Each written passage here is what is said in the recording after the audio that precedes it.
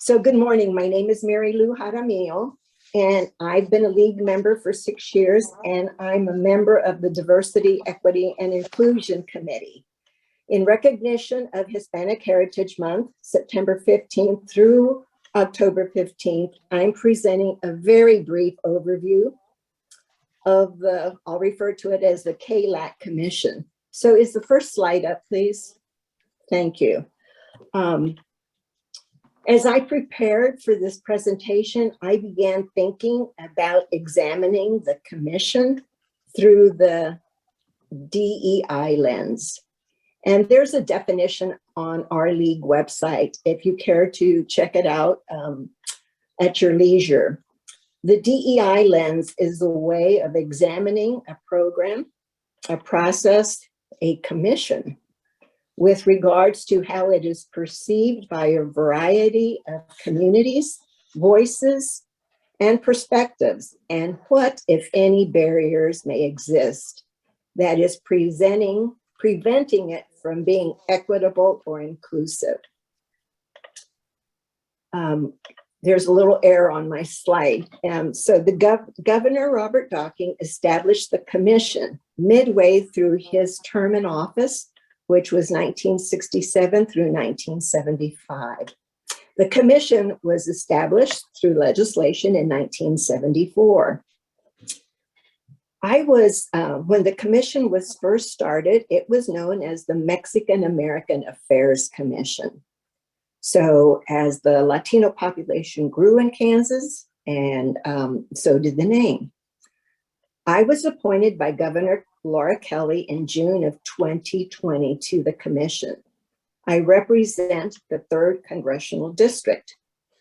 Other commissioners reside in Liberal, Dodge City, Wichita, and Topeka.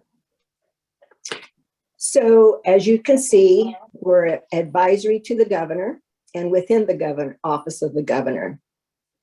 You can see that the governor appoints the executive director. So this causes changes with each election. Our purpose is really broad. And so when I look at our purpose statements, I question, or the question I think about is, what does progress and success look like? How can volunteer commissioners and one staff person make progress? The statute does allow KLAC to pursue outside funding from foundations and sponsors, et cetera, but that has been relatively new. There have been opportunities for additional support based upon the presiding governor's budget and the governor's priorities. In the recent past, KLAC secured support, this is recently, from 2 Kansas foundations to support the work, including in-kind support from other established entities. And I do want to point out Wichita State University as an example. Can you go to the next slide, please? So I want to highlight recent activities. COVID disproportionately affected racial and ethnic minority groups across the country and in Kansas. KLAC stepped up quickly to address the needs in Latino communities across Kansas. And I'll say that my participation, I understand and continue to learn about the differences between Latinos in Western Kansas, Southwest Kansas, here in Wyandotte and Johnson counties. So we advocated strongly for Spanish language health information. Honestly, I expected this to already have occurred within our major department at the state.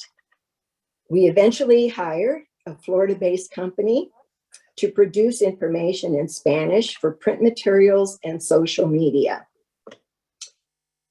We developed a group of stakeholders organized across Kansas, and virtual meetings were held weekly so that we knew what was going on around Kansas in our communities, what was needed, where resources were needed.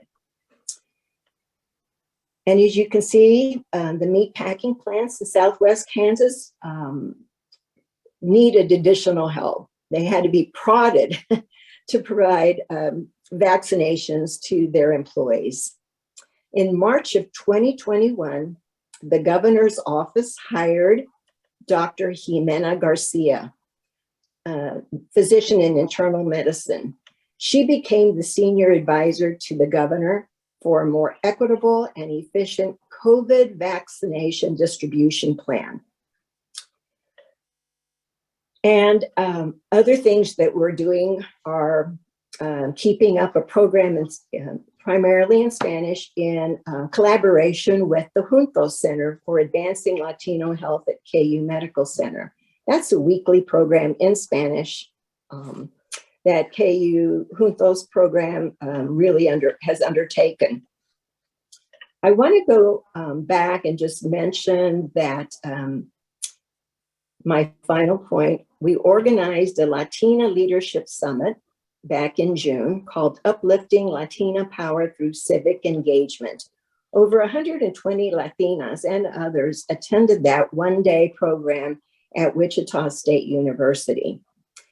And I want to uplift Wichita State University, and I learned one of their goals is to become recognized by the U.S. Department of Education as a Hispanic serving institution.